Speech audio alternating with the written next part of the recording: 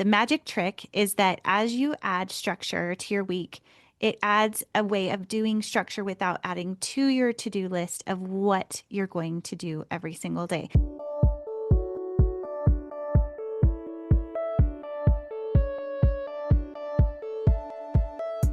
So you want to make an impact. You're thinking about starting a business, sharing your voice. How do women do it that handle motherhood, family, and still chase after those dreams? Well, listen each week as we dive into the stories of women who know. This is Call Me CEO. Welcome back, everyone, to Call Me CEO. This is your host, Camille Walker, and today is another solo episode for your Sanity Summer series. And I am doing these shorter episodes because summer is crazy and busy, and I'm sharing with you things that have worked for me throughout the years. Now, the topic that I'm talking about today is something that I don't do as much now that my kids are older because they tend to have more extracurricular activities that are their own, meaning they're teenagers now and they have friends and jobs and things that take them away from being around my feet all the time.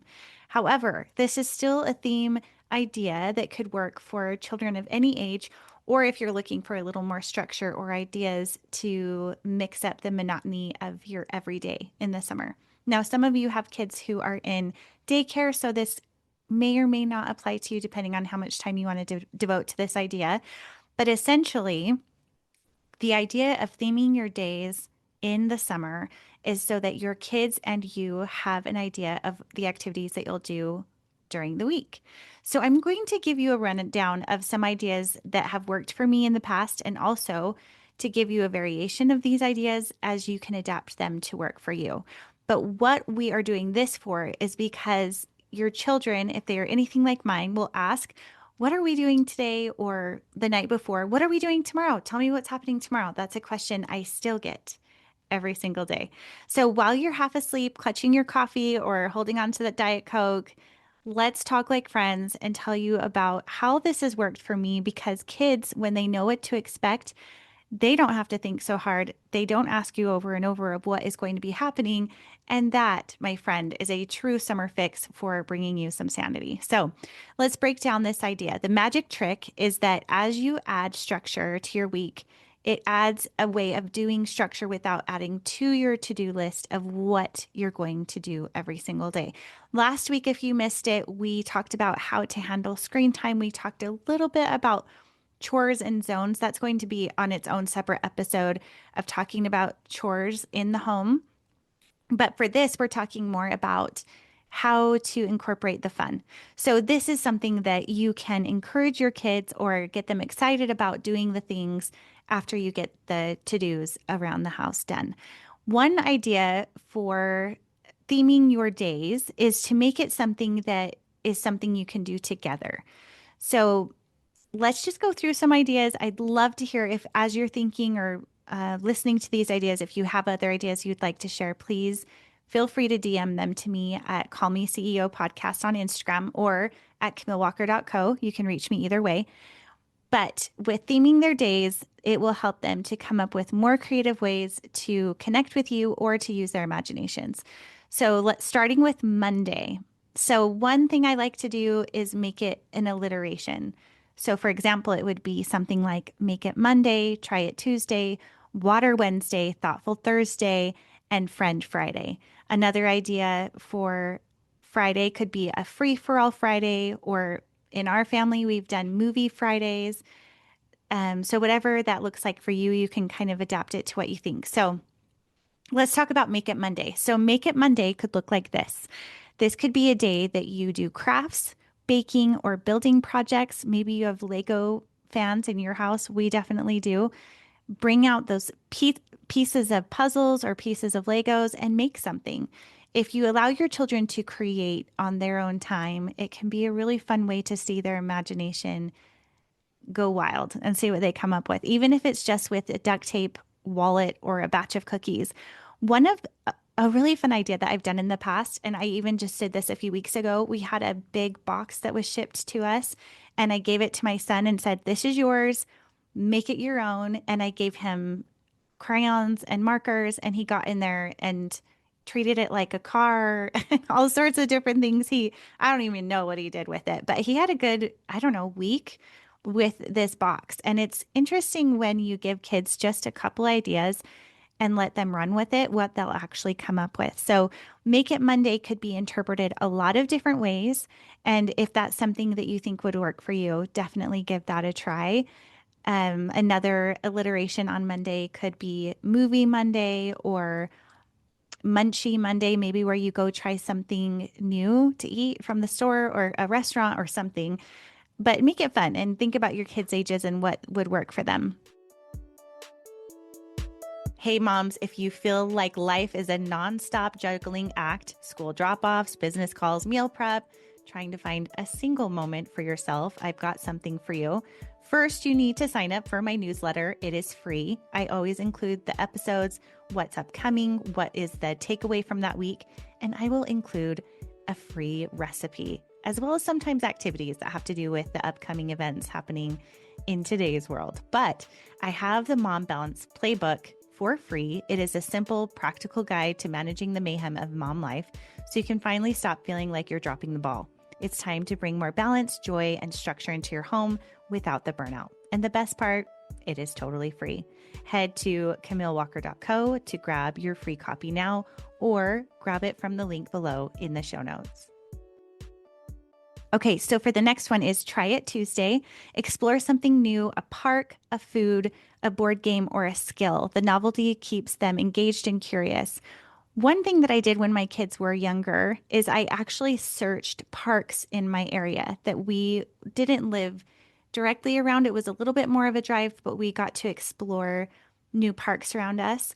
And I ended up finding the most darling park that had a water feature that went through it, and we were able to float little duckies and things down the park. I never would have found it on my own, but where we have Google, you can go and search and see what are some of the best parks around you, or what are some of the best highly rated restaurants, or what's a new board game you could try. They say that with kids in the kitchen, specifically, if you help them in the process of creating or cooking a meal, they're much more likely to eat it or to try it. And I actually attended an event once with a food therapist, and we were talking about how to get picky eaters to try new foods. And she said one of the biggest things for kids to overcome is the fear of sometimes even the texture or the touch of it. So even just playing with the food or touching the food to their face is a new way for them to experience the food. So when my kids were younger, we had this thing where it would be to touch, to try, to taste, and then to try. So it's touching it to their face, touching it to their lips, their tongue, and then even taking a nibble. And that was a huge, monumental feat for some of my children that were really particular, picky about their foods. So maybe that could be something that you try, and to do it and encourage those incremental wins, because trust me, I have been there with very, very picky children, and even getting them to lick and to taste something, big deal. So maybe making that a part of your Try It Tuesday could be a cool way to incorporate some new things this summer. Water Wednesday is a staple in my house. Just yesterday, I picked up my nephews. They were covered in sweat from a soccer game and a practice, and they came to my house and were so hot. And they're like, "What, can we take a shower?" I just sent them right back outside, and I said, "Why don't you just have a water fight?" And they were so excited, and it was so easy and fun to do.